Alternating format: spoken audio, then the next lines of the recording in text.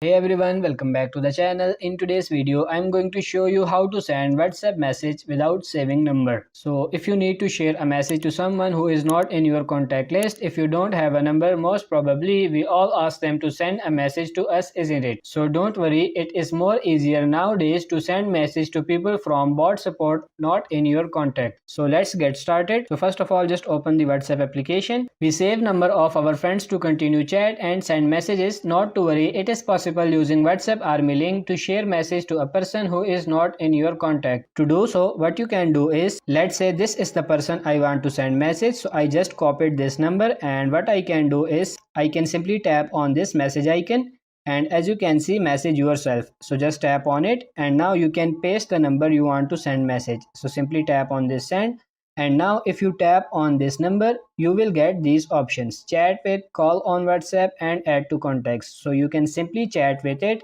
and you can send messages as well. Like I tap on hi, and as you can see, I didn't save his number, but I can text him and I can do the conversation with him without saving his number. So that's pretty much it for this video. I hope this video was helpful. If it is, like it and subscribe to the channel. Thank you.